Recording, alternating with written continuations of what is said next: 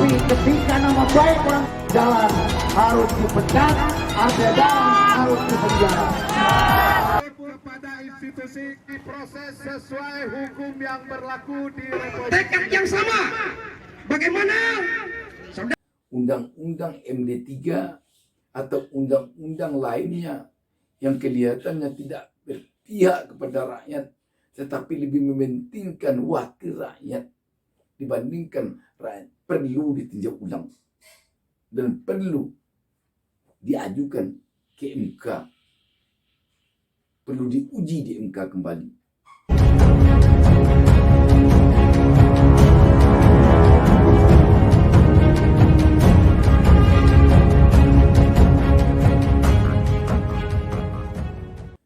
Assalamualaikum warahmatullahi wabarakatuh. Kembali berjumpa dengan saya Bustami Narda. Dan kembali saya doakan kepada Allah SWT, semoga kita seluruh penonton channel YouTube Bustami Narda selalu dilindungi Allah SWT, Tuhan Yang Maha Esa. Sahabat BN, kita baru saja melihat ada dua kasus di negeri ini yang nyaris benar-benar sama. Kasus Arteria Dahlan, seorang wakil rakyat anggota DPR RI yang heboh karena dia meminta kepada Jaksa Agung agar dipecat Kajati yang berbahasa Sunda di dalam rapat kerja. Heboh, ribut, banyak yang melaporkannya agar kasusnya diusut tuntas. Kalau hari ini orang Sunda atas tindakan jalan itu orang Sunda. Tapi ketika nama baik orang jalan harus dipecat, ada dalam harus dipenjara. Mundur, bersih kader kaki. Aduh, ada. Masih ada. Satu lagi yang tidak kalah hebohnya pula adalah kasus Edi Mulyadi, seorang wartawan senior yang mengatakan ibu kota baru di Penajam, Kalimantan Timur, tempat gym buang anak. Heboh bukan main. Edi Mulyadi dilaporkan ke pihak berwajib. Institusi diproses sesuai hukum yang berlaku di Republik. Tekad yang sama. Bagaimana? Saudara Edi Mulyadi, CS, bisa diproses secara hukum. Baik itu hukum negara dan juga hukum adat. Karena kita orang beradat dan yang disinggung adalah Kalimantan yang identik dengan adat, maka adat wajib diterapkan. Tapi anehnya, Edi Mulyadi kasusnya demikian cepat diusut sehingga sekarang Edi Mulyadi sudah ditahan pihak berwajib. Arteria Dahlan tidak sama sekali. Bukan tidak berdasar, ada dasarnya. Arteria Dahlan punya hak imunitas di dalam berbicara di DPR RI karena diatur dalam undang-undang MD3 bahwa seorang anggota DPR RI punya hak imunitas di dalam berbicara. Sekarang yang hendak kita lihat adalah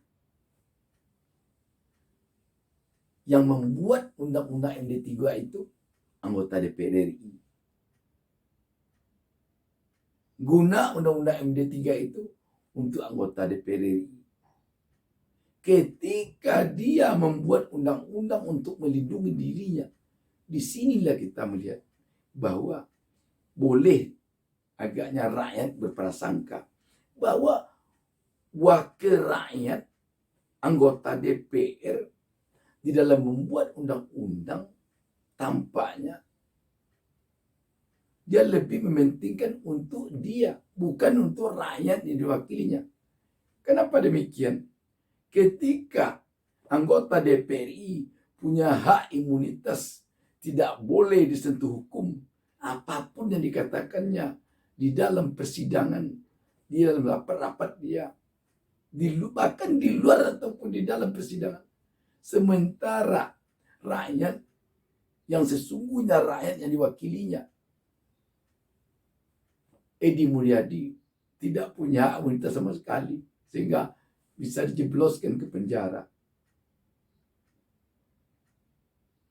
Kalau ini berlanjut nanti, mungkin saja ada undang-undang yang bisa mengatur, atau mungkin APBN yang mengatur bahwa anggaran untuk kepentingan wakil rakyat itu bisa dibuat seenak perut saja. Sedangkan anggaran yang benar-benar untuk rakyat, ya begitu-begitu aja. Bisa saja ini terjadi ketika wakil rakyat tidak lagi berpikir untuk rakyatnya, seperti dia berpikir untuk dia sendiri. Karena itu ini perlu kita ungkap, perlu kita lihat bahwa dia sebagai wakil rakyat itu digaji oleh rakyat. Karena itu sungguh sangatlah perlu dia itu lebih mementingkan rakyat yang diwakilinya daripada mementingkan dirinya sendiri. Kalau ada hak imunitas untuk wakil rakyat, tentu ada hak paling imunitas atau lebih imunitas lagi untuk rakyat.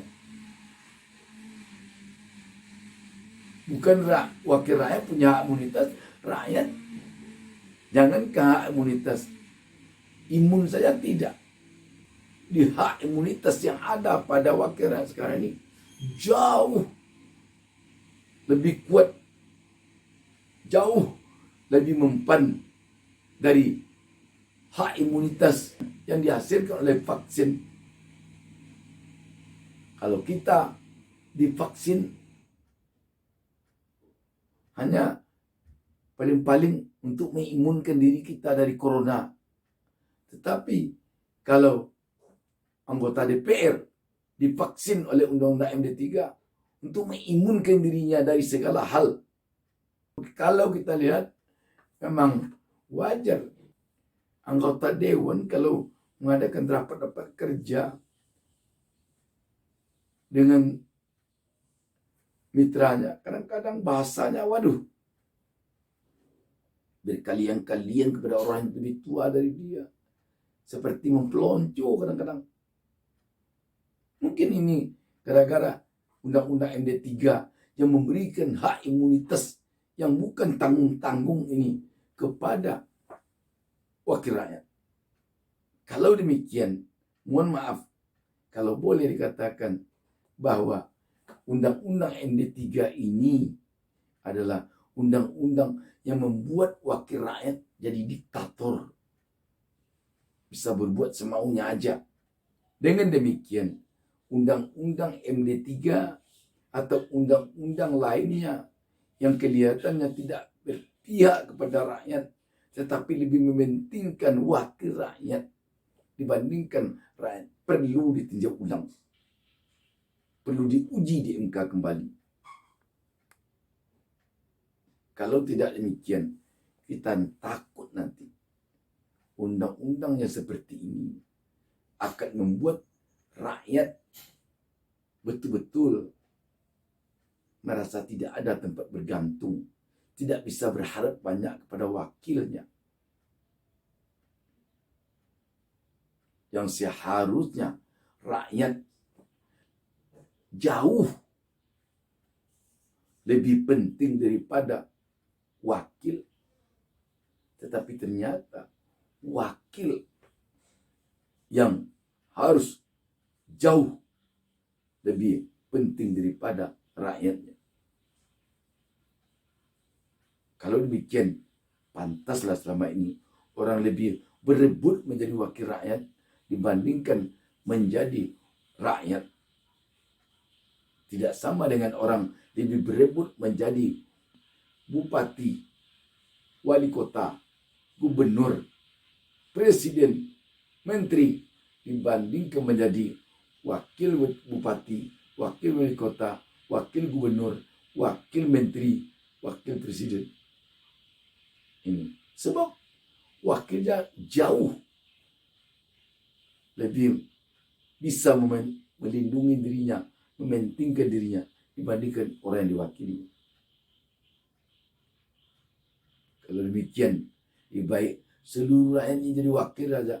Tidak ada yang rakyat lagi. Semuanya wakil rakyat. Karena itu, perlu kita tinjau undang-undang, peraturan-peraturan yang berlaku sekarang ini. Apakah benar-benar untuk kepentingan rakyat undang-undang itu adanya? Atau hanya untuk kepentingan orang-orang tertentu saja? Untuk kepentingan pihak-pihak tertentu saja? Untuk kepentingan kalangan-kalangan tertentu saja? Demikian. Assalamualaikum warahmatullahi wabarakatuh. Jangan lupa subscribe. Jangan lupa subscribe. Jangan lupa